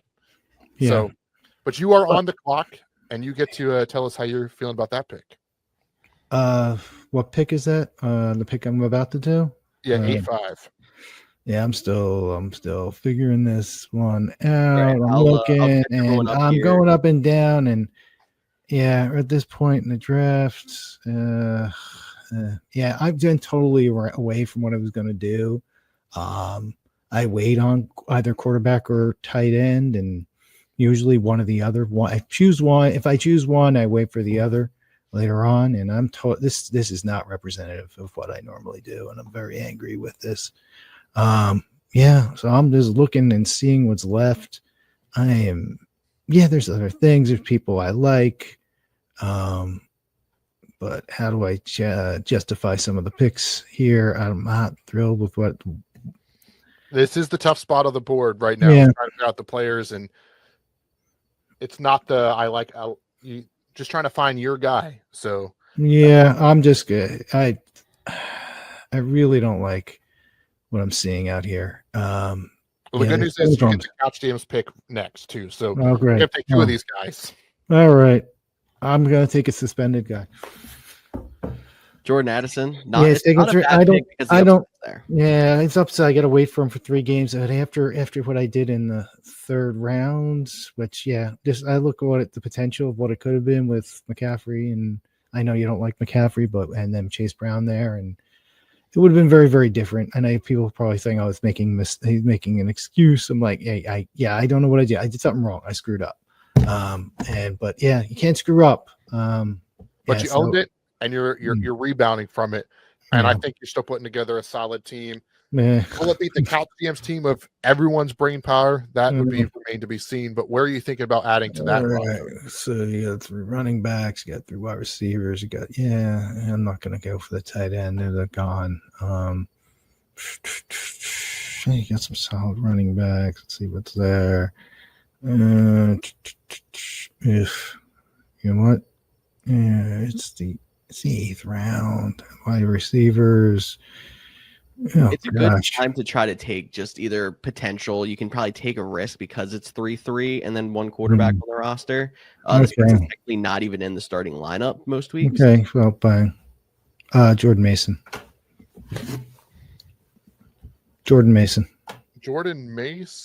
Yeah, Jordan Mason. I'm looking at the other running backs there. They're all just garbage to me. All right, so you like Jordan Mason a lot more than some people, but hey, that's the beauty of this aspect for sure. What sticks out to you about Jordan Mason over some of those other guys? For the running backs, Judkins, he's not in camp. He just got out of being arrested. Yeah, he's not arrested now, and he has up on charges. But when's he going to be there? Brian Robinson's getting traded. Tyrone Tracy, I'm a Giants fan. Travis Etienne. I know Tracy. I'm not impressed with Etienne. They've got Bigsby there, Jalen Warren, Caleb Johnson, Scatterboo. It's just Scatterboo's rated higher than Mason, but he's going to take a little while. I think he's going to be good in the long run overall, but yeah, it was like looking at that. And then wide receivers were just not great. I'm not a big fan of Olave. Jacoby Myers might have been the right pick there, because he is so underrated. He keeps getting rated around 40 in like rankings, but he on average, I think I heard he's usually 26 or 27 in that range in actual results. So he's very underrated, and he's the top wide receiver there. Yeah, Bowers is the number 1. We'll see what happens, but yeah. So I went with Jordan Mason. I wanted to go with. Well, I was looking at running back, so max it out, and yeah, I think he's going to get the goal line carries. I think he's going to take over for. I stay away from Andrew Jones. I stay away from. I'm no interest in him in this year. I get that, and I think people forget that the Vikings went out and traded for Jordan Mason, so kind of something that's being slept on a little bit. So I like that you went a different route and you went with your guy. After you was Stephon Diggs, and then Tyrone Tracy, Jacoby Myers, and Deebo Samuel to round it out as the fantasy godfather gets his homer stack as well. But Neil, thanks so much. We will bring you back at the end to when we recap the draft. The next couple picks or a couple rounds, we'll just to pick up the pace a little bit. George and I'll just talk through them because it is my turn to make the Couch GMs World Cup. I believe we hit everybody on the thing. So Marcus, whenever kick this off, just keep the picks rolling. He gets Evan Ingram. He gets Reed Guy. Reed brought him up a little bit ago. George, you're on the clock. What are you thinking? I was waiting until this turn to take my quarterback. Couple of options. I can take the rushing upside Kyler Murray. I can go Bo Nix, or I can go Baker Mayfield. Kind of a toss-up to me. I'm going to take the rushing upside, go Kyler Murray, hope that they can have a little bit more of a turnaround in Arizona. I don't mind that one at all. Kyler Murray. I did think about, pairing him with Trey McBride at some point, but if underrated stack, honestly. Yeah, when I was thinking Trey McBride instead of Breece Hall back in the 4th round, it was, I could stack him with Kyler Murray, but I already taken Lamar at that point. But George, we've asked everybody else, what are their thoughts on the draft? You're sitting back kind of quiet, looking at all these. Who do you think's doing the best so far? And remember, they are listening. They are listening. Yeah, no pressure there at all. I really did like Marcus's draft until he went double Chiefs, but like Reed said, he's the godfather. Every time I question Marcus, it seems to work out. And I think Pacheco does definitely have the upside. He's been slept on. He's somebody who even I've not been paying attention to, but because he's proven he could do it before and then come back out and had the injuries and the Chiefs offense was just sputtering last year. I think he's somebody who definitely could rebound and make that team jump right back into contention. All righty. Well, the Couch GMs pick is up. It is mine. I'm looking at their team. It is pretty balanced. So I get, an open say of where we want to go, but I'm going to go wide receiver. Surprise, surprise. And I'm going to take Chris Olave for the Couch GMs team. Just, can he stay healthy, clear the concussions, the big question mark? Who's the quarterback? I get all those questions of why he's down here in round 9, but he has some of the most talent of anyone that's available here. And as my first bench option, a guy I don't have to rely on, but can bounce on the upside, I like taking Chris Olave here. No, I agree with you because I was actually debating Chris Olave back in round 8 when I took Jacoby Myers. I think him, Judy, and Olave, Judy, and Myers are a tier, and they all have that question mark of who is the quarterback? Are they going to be able to repeat it? Is Myers going to take that step back up with the Chip Kelly offense? But yeah. All right. After my pick was Matthew Golden, or was Neil's pick was Matthew Golden, who I was hoping fell to me, so I could take him at some point. Dak Prescott went next, and then true to his word, Chance took Kyle Pitts in round 9. So shout out Chance and Kyle Pitts there. But I'm back on the clock already. And again, I'm looking at running back because I need those, and there's not a ton of options that I really like. And because I didn't take any, I'm going to take Javonte Williams and just hope he starts for the Cowboys as a guy that has potential for sure. And then, Kempy, you are on the board with the 10th pick as we round out round 9. And I guess if we keep it up with this pattern, I'll pick for the Couch GMs in round 10, and then we can pop people on and off really quickly as we keep going through this draft. So you'd rather have Javonte Williams, who seems to be the leader, to be the starter in Dallas. Is there any thoughts about waiting a little longer and taking Jaden Blue instead? Trying to feed on some upside with a later pick. Yeah, there were some thoughts, but I just needed a guy here. So I went with Javonte Williams. I definitely kind of regretting going how I did with not taking a running back earlier. But this is one of my first attempts drafting this late. Typically a spot I like, but I've been fortunate to get some of the higher picks so far. But Kempy finished out the round with Emeka Egbuka in round 9, a pick I really like as well, especially with the news that Jalen McMillan will probably be starting the season on IR, could be all the way out through week 9. So first round player getting in there. And then he backs it up with another rookie in Quinshawn Judkins, which is, Another guy that has a lot of question marks, but could be a really solid value here late in round 10. Puts me back on the clock here. I've played around with the running backs enough. I don't have to keep that going. I can go back to my favorite pool, which is the wide receivers. And a guy I've talked about a lot. He had a really strong end of last season. I like him. I'm taking Ricky Pearsall. I've talked about him enough, though, so I don't need to spend too much time on him other than just stop trying to draft him for the Couch GMs team. That would probably help. Yeah. But Chance is back on the clock here. So, George, while he makes that pick, did you want to come back and make the Couch GMs pick, or because everyone hears us a lot, do you want to just pick that back up with our guests? I was going to make the Couch GMs pick. We can bring it back in with our guests here. Do we want to go the same order? And if yes, do you remember them? Little live producing right here. I believe I remember it started with Kempy, so we'll go back to him. Okay, we will start with Kempy. So Kempy, you'll be on the clock for the Couch GMs here in round 10, which is in 2 picks because Cooper Kupp, Chance and his old guys, went at pick 10-3. Reed is on the clock now with Zach Charbonnet, followed by Neil, and then we'll talk to Kempy. I'm just going to bring Kempy back right now as we wait for this pick. Kempy, I saw you laughing a little bit earlier. Were you laughing at someone's pick? Were you just someone tell a joke in the room that you can't repeat on air? Just laughing, just having a good time here. I will tell you, it is in a draft. Being pick 10 is awesome because you have those back to backs, but then the 20 picks between, they're pretty hard to get yourself going here. So you got to find ways. You're looking at rankings. You don't want to look too much because those guys might be off the board. Like I know I was in my mind, I knew I was going Williams with my next pick, and then he was sniped. So it's always tough. I, with this pick, am going to go somewhat homer here. It's a guy I'm super excited for. He is another rookie. I'm going to go with Tyler Warren from the Indianapolis Colts. I think his quarterbacks are going to be checking down to him, and I look forward to seeing the Penn Stater stride in the NFL. Hey, I don't mind that pick, and it was. I got to ask. Daniel Jones was named the starter. Does that give you more confidence or less confidence in a guy like Tyler Warren?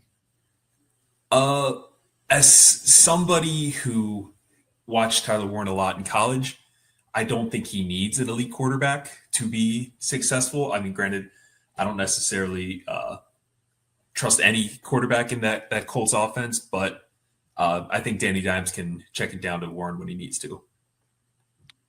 Or Tyler Warren could be the quarterback. He could.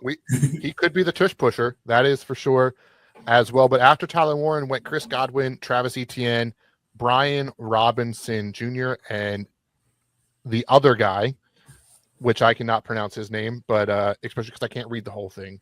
But JCB, the rookie, or not, I don't even think he's a rookie, the running back that is making noise out of Washington, and the reason that some of the Brian Robinson news of him might be getting traded, not sure where he is at. Marcus goes there. So definitely a little bit of a homer pick, but I think it's also a smart pick here in round 10, and maybe something I should have considered over a guy like Javonte Williams. Kempy, do you have any other thoughts? Or I think Marcus is next, and we can bring him on to talk about that pick himself. Yeah, love to hear from Marcus on that, because that's the second draft I've been in this week where JCB has gone. So I'm interested in Marcus's insight on that. All right, I'm going to bring Marcus in here. Marcus, I know you got one more pick, and if you want to make that, then we can talk about JCB. That is totally fine. But first of all, I need to know how to pronounce his name correctly. And then, two, why is he getting this late postseason buzz? Or preseason, not postseason. Definitely not postseason. Still muted, bud. Yeah.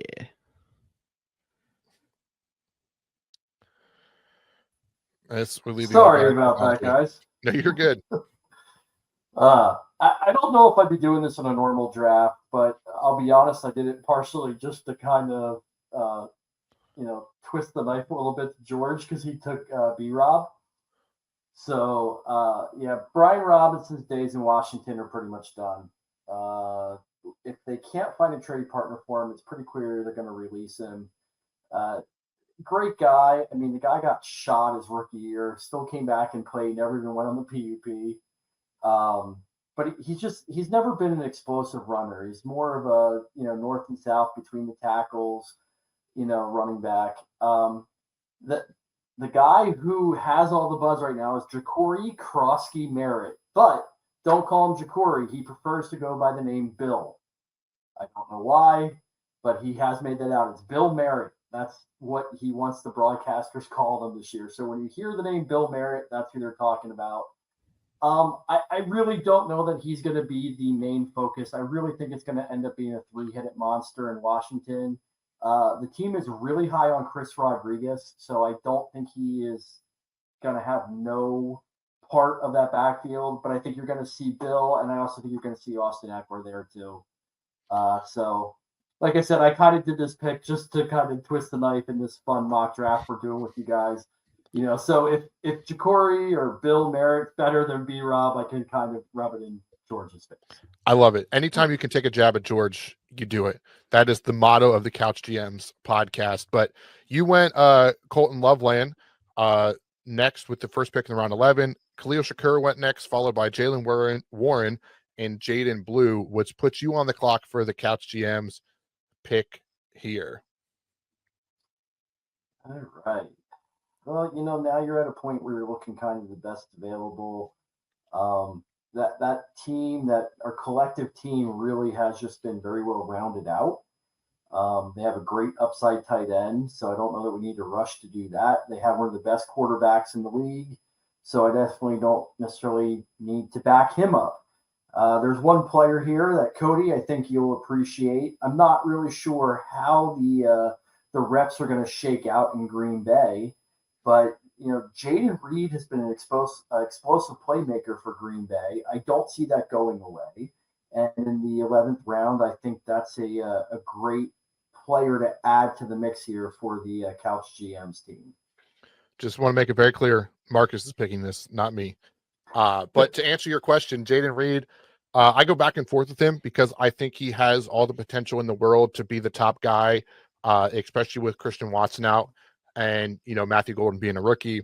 But one trend we've seen a lot of with Jaden Reed, what has given me a lot of pause in fantasy drafting this year, is he is only used in 3 wide receiver sets. When they go to 2 tight end or 2 running back and there's only 2 wide receivers on the field, he's the guy that's always coming off. And the league predominantly plays in 11 personnel with 3 wide receivers. So it's not that big of a deal, but I don't know how I love trusting a guy that is first guy off when we're condensing the amount of wide receivers. So, but they also manufacture things for him. So it's going to be a hit or miss. I think some weeks will be big and some weeks will be what happened to Jaden Reed, similar to what we saw last year. Yeah, I hear you there, Cody, but I think that's a great example of, taking advantage of the snaps you get. And Jaden Reed, I think, has done that for Green Bay. Again, with all the Green Bay wide receivers, really a question of the health. They all kind of battled that last year. So hopefully he stays healthy. I think he can have a pretty productive year, maximizing the snaps he does get. Hey, got to give a shout out to Chance there. The last guy to take a quarterback and gets a really good one in Baker Mayfield. Props on that, Chancey. Hey, and he gets the stack with Mike Evans. So it paid off a little bit there. And honestly, probably the latest I've seen Baker Mayfield go throughout this offseason, preseason mock draft as well. I did follow that up with Keon Coleman, and Kempy did Michael Pittman. So, Marcus, thank you so much. We'll bring you on one last time to kind of close this thing out. But we will talk to you in a little bit. George, help a brother out. Who was next? Andrew, I believe. I think it was Andrew. We're going to bring Andrew back in here. Andrew, I know you're a few picks away, but how are you feeling about your team?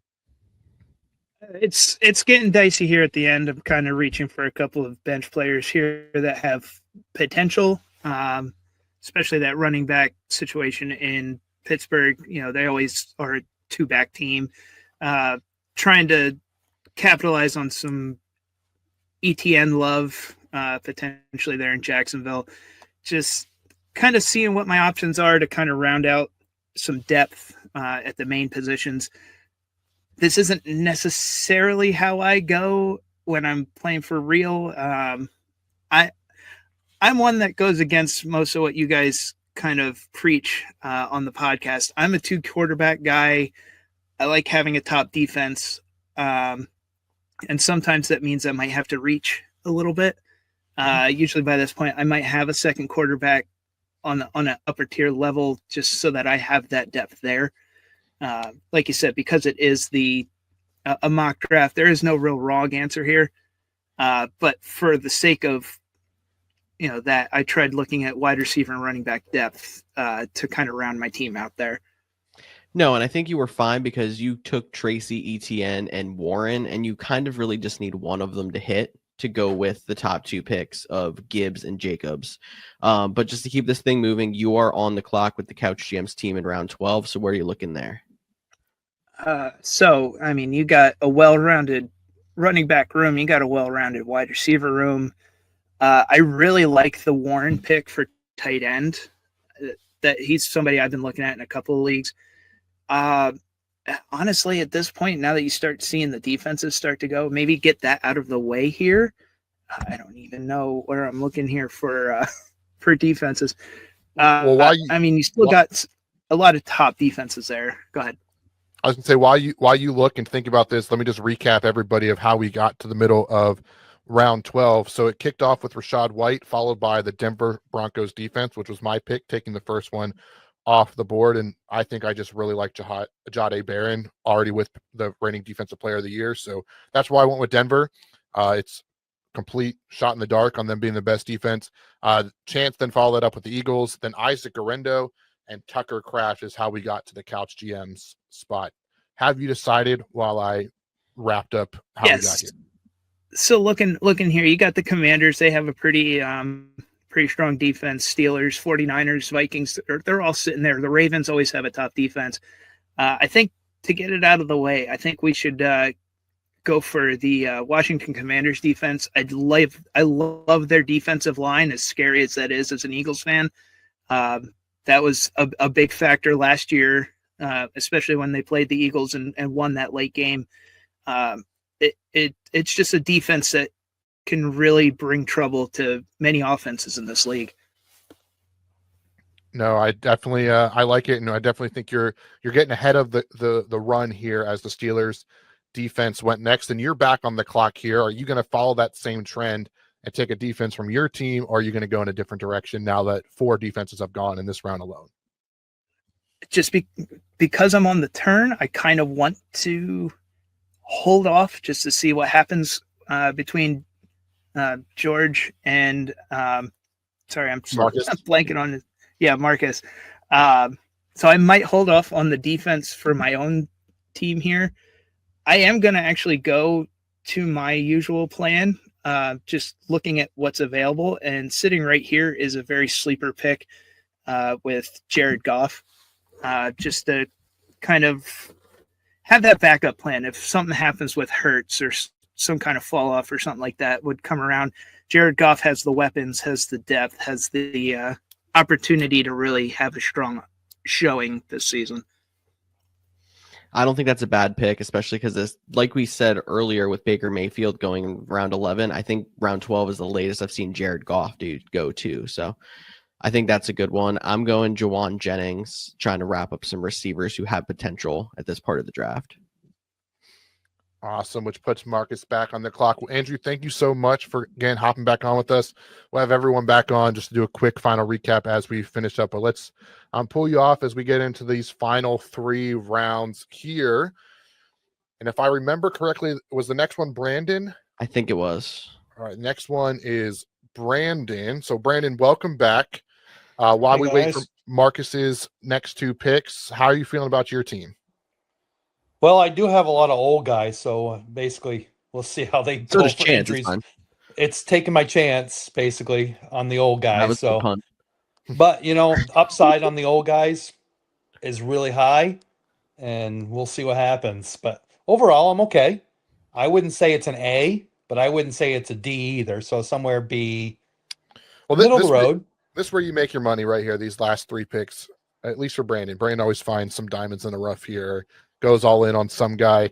What are your thoughts on the Couch GMs team that everybody is working hard to put together?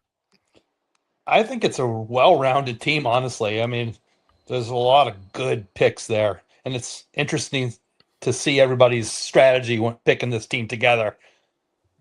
But overall, it's a pretty nice team. No, I agree completely on that, George. Just make your pick already as you were on the clock. Jaden Higgins did kick off the round. Then you went Ramondre Stevenson. Interesting. I know he is falling out of love, but he's a guy that, might end up still being the starter as much as Travion Henderson is getting there. It is a new coaching regime, so maybe he is like Brian Robinson that kind of falls out of favor here. But we'll have to wait and see. Maybe you got a solid pick here in round 12. And if not, it's round 13 even. So round 13. I'm having a hard time reading the numbers with good small screens, which is all good. But then Andrew was able to get his top defensive choice after following up with Jared Goff, because both you and Marcus stayed away despite the defensive run, which was probably smart based on how many had already been taken. Likely that they'd make it back. I don't think anyone is doubling up on defenses. Brandon, you went Dallas Goedert, doubling up at tight end, but where are you going for the Couch GMs team? So looking at this, I think we're let's see, a little 4 running backs. I think it's time for a backup quarterback. And I think he's going to have a pretty good year this year. And a lot of picks I've seen, the Chargers, your favorite team, George, again, they're high on the Chargers this year. A lot of the experts that I've seen on TV. So I'm going to go backup quarterback and Justin Herbert. All right, we will take Justin Herbert for you. Thank you for contributing. Thank you. Neo with the sneaky Trey Benson pick, a guy I loved coming out of the draft last year. Hopefully he can pick it up. David Njoku went next, and followed by Dalton Kincaid. So a little bit of a tight end run here in round 13. Some people getting double up tight ends. I am back on the clock, and I was not prepared to be on the clock so fast. It's definitely throwing me for a loop. But I am hurting at running back. We heard Marcus talk about, the Brian Robinson situation, potentially a 3-headed monster. He was healthy most of last year. Probably won't happen again, but I'll take Austin Eckler here as just like an older flyer option on a potential running back. And maybe he has some more old man magic as well. Kepi is on the clock, but Brandon, thanks again for hopping back on. We will get you back here at the very end just in a couple minutes. Chance next? I think Chance is next. Birthday boy himself.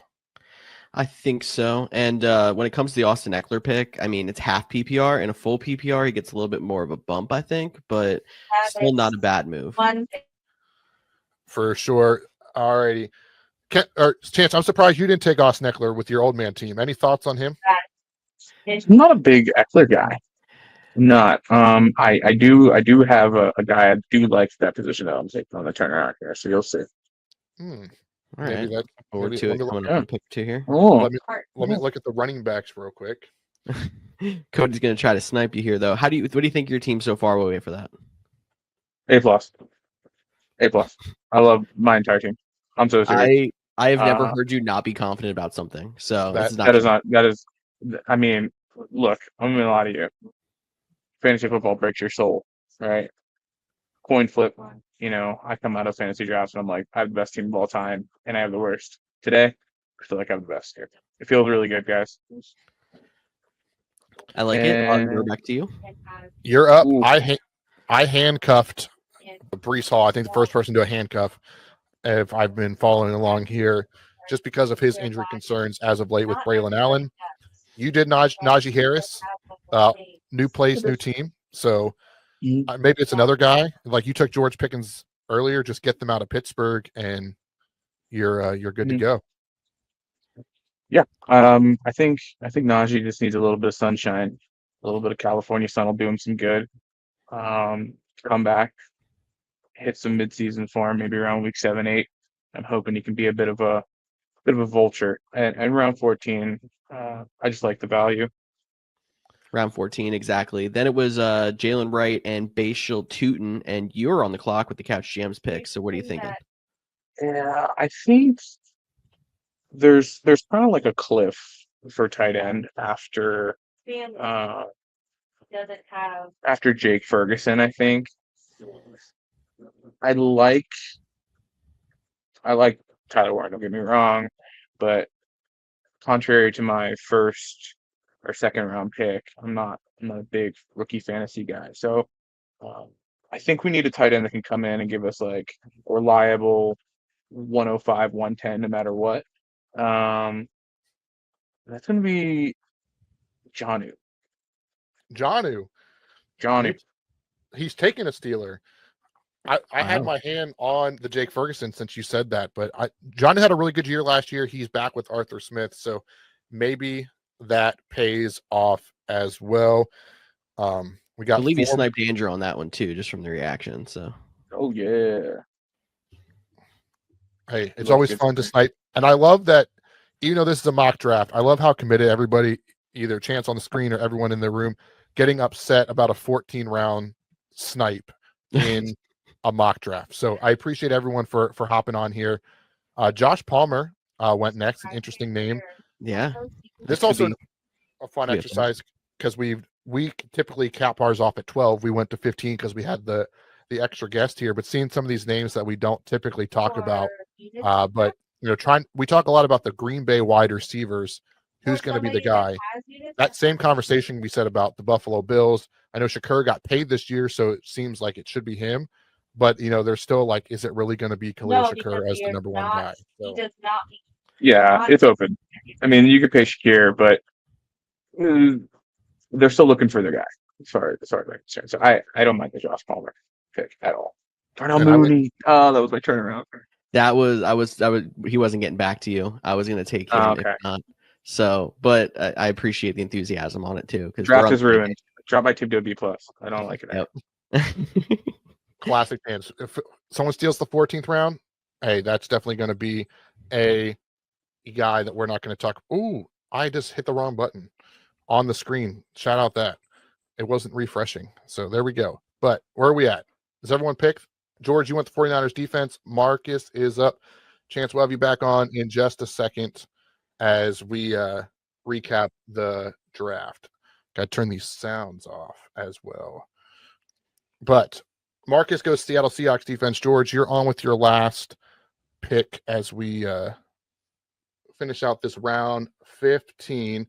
And because there's only one round left, I'm going to bring back both Reed and Neil so they cannot say that we did not give them.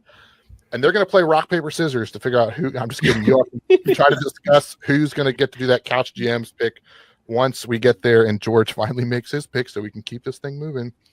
Fetch. I like it. That's honestly, it makes no sense with having 3 Raiders now on the roster, but I wanted to just get the name out there. All righty. But you guys are getting ready to come up with the Couch GMs spot. Any way that you guys think you want to go with that one? Reed, I can start with you. Yeah, I mean, for that, if I was going to go here last round, I want complete upside. I would probably recommend Kyle Williams from New England. I think he's walking in a good situation. I think tremendous upside. I think that's a good kind of last pick. Neil, I know being a Giants fan, the Patriots are like a good subject because you've upset Tom Brady so many times. But are you willing to go to that realm? Is there another guy that you were thinking about for this last potential pick? I mean, that last pick is there's so many people that you could pick at your last pick. Kyle Williams is fine. Marvin Mims might work. Also, heck, I know Keenan Allen's older, but he didn't have a bad year last year. So, and yeah, he's older, but I've really been hearing a lot about, but he's the third. It's Demario Douglas. He's been doing some things, and I don't know. Also, we're gonna have a New England Patriots round 15 face-off. The Dolphins fan going Patriots is interesting for me. But yeah, we got it down to the Patriots. Kyle Williams, Demarius Douglas seems to be the trend. Which one do you guys want to take a flyer on? Who's going to budge? He can take Kyle Williams. It's fine. All right, we're going to take Kyle Williams, but that means, Neil, you get the next pick. I got my defense. Oh, okay. I got to pick my pick. So all we got left is defense. So yep, Minnesota. It's on the last defense. They were among the top defensive teams last year, not because they stopped people from scoring points, because they got a lot of like interceptions for touchdowns, and yeah, they did a real good job on that side of it. So Minnesota, it's the last round. Why not? Ooh, Chance goes back to the old man well with the DeAndre Hopkins pick here. And I am going to go with a guy that probably will start the season on IR, and I'll stash him a little bit later. Second tight end, because I can stash him with the stat. Give me Isaiah Likely. Kempe, you get to round us out with the final pick here, which was Tom Brady. Why is Tom Brady in this draft software still? That is why you are the chaos coordinator yourself. So real quick, I'm gonna bring everybody in as we talk through this to get one last second. Thank you again for everybody for hopping on here and joining it. Everyone is here. I'm going to go around the room. I'm going to start with Reed because he's the first person here. Who your 30 seconds or less, best team, favorite draft pick?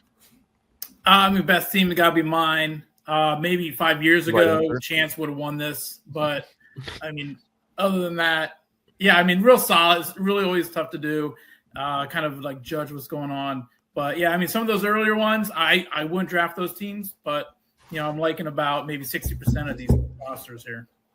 Awesome. Neil, what are your thoughts? I know you're still shaking up about the Jackson Smith and it's a D. My grade's a D. This is the worst mock draft I've done all year. Not that you would know that, but I constantly mock draft and I'm drafting. I draft against people too. It just totally screwed me up over here. This is a D. This was terrible. This was not representative of what I can do.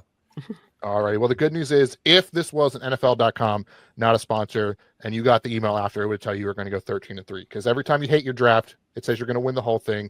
And every time you love it, it says you're going to be pretty bad. But Marcus, how are you feeling? You had the number one pick. You started off with Jamar Chase. How are you feeling about your team, or is there any team that sticks out for you? I mean, I like my team. I kind of went hero wide receiver. That was kind of my strategy, taking Jamar Chase first. I get a lot of people question the back-to-back Chiefs picks, but the reality is Chiefs score points. So love Deebo Samuel. I think he makes a big jump, but I'm a little light at wide receiver. It's good when you start two of them. Favorite team, honestly, I got to give it to the Elon Pimp. Really like how his draft kind of like rounded out. I don't know. I would have taken Kelsey, but says the guy who took two Chiefs. Well, they score points. I'm talking in terms of age. But again, you bring up a great point, Cody. The guy scores, even if he's only catching a touchdown a game, it's enough to get you by. Like I said, really like Elon's team. And I just got to put this out there. You guys keep ripping on Chance for being the old guy team. Come on. Brandon drafted four guys that are over the age of 30 in the first 5 rounds. I don't know what that strategy is, but you got to love that. All right, Brandon. Well, here's your chance to rebuttal. Well, I am the old guy, I think, in this group, or one of them. So why not go with it? But, I do, Marcus, I do like your fourth pick. I'm a huge Travion Henderson fan, even though he is a Patriot, being a Dolphins fan. But I like that pick. I think he's going to do really well in New England. I think New England's the upcoming team anyway. So with Henderson there, I think they're going to run the ball. And Ramondre Stevenson, I think he's on his way out, or he's going to be a backup. I think Henderson will be the starter, so I do like that pick. All righty, Kempe, your thoughts? Kind of looking at my team, I took a lot of boomer bust picks. Starting off the bat all the way down, and honestly, there's no other team that has 10 Super Bowl rings, so got you guys there. Sorry. All right, Chance, birthday boy yourself. Final last words, thoughts? Yeah, so I've learned throughout I don't even know how many years it's been since I started playing fantasy football. I've learned throughout the years playing fantasy football that high floors win championships. Team is old, undoubtedly, but it's a high floor. I like it. That being said, favorite team, actually, Reed, I really like your team, buddy. It's pretty solid. Just went through everyone's team. It's the only team where I'm like, ooh, I think he might have got me.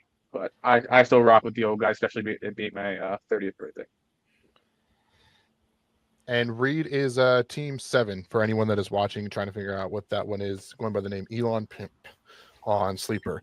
All right, Andrew, last one to speak. What are your thoughts overall on your team? Anything stick out to you? I like my depth. I got that stack, Jalen Hurts and AJ Brown. Like I said before, that could be a boom or bust thing. If Hurts is having a great day, he's getting it to AJ Brown, great. But at the same time, if Hurts is down, then AJ Brown's numbers are down. And now I got 2 players that are going to hurt my team instead.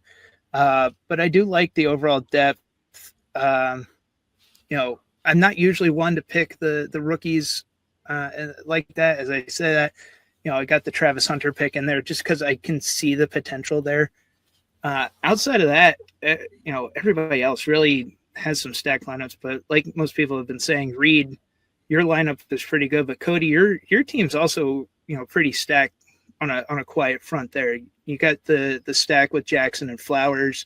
Hawkinson is a pretty sneaky tight end pick. Nabers, who knows what's going to happen in New York, but if anybody's going to, advance there, it's going to be Nabers. So, really like Reed, really like Cody's teams overall.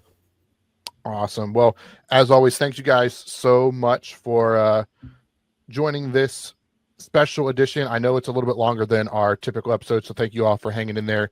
I'm going to pull you guys out. If you want to hang out in the green room, we will chat with you then. George, while I do that, is there any last words you want to say about this mock draft? It was an interesting experiment having to go against real people in a mock draft instead of going against the computer. I think it's a really good better indication of how drafts usually go than just the regular mock draft we do, even though it's a good exercise. So it's good to see how many different players get sniped, how the rankings are different. I hope our viewers got some kind of value out of it as well. Absolutely. And as always, remember to check us out at the Couch GMs on YouTube if you want to see the draft boards, and we'll make sure George posts it up on social media.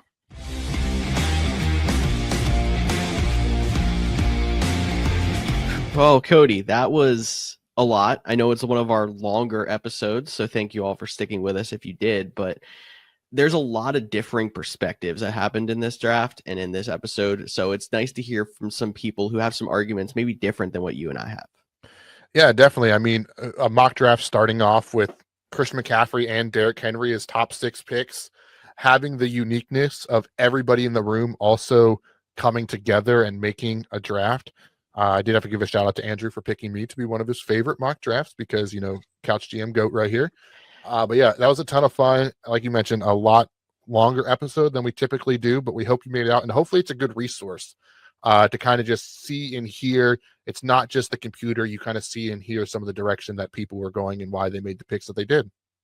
Yeah, so maybe it's not one of our 2 drafts that you like the most. Maybe it's a consensus draft or somebody else's, and maybe you're just taking pieces of draft strategies. But especially if you're newer to drafting or somebody who just didn't do a lot of prep this year, I think there's a lot of value in this. And I will be posting all the draft boards from this episode on our social media. So one more reminder, make sure you're subscribing here wherever you're watching, but give us a follow on Facebook, X, Instagram, TikTok, and you'll have that resource to look back on as we get into draft season. Absolutely, George. And since this was a little bit of a longer episode, we are going to catch you up next week on all the news. There was a bunch of trades, nothing major, no Micah Parsons, no Trey Hendrickson as we were heading out of the mock draft. We'll talk all of that next week when we are back doing our final mock draft before the NFL regular season is upon us. Thanks again for listening to this episode of the Couch GMs podcast. Again, follow us on social media, Facebook, Instagram, Twitter, X, TikTok, all those fun places. I'm Cody Roadcap. That's George Kurth. We'll talk to you all next week.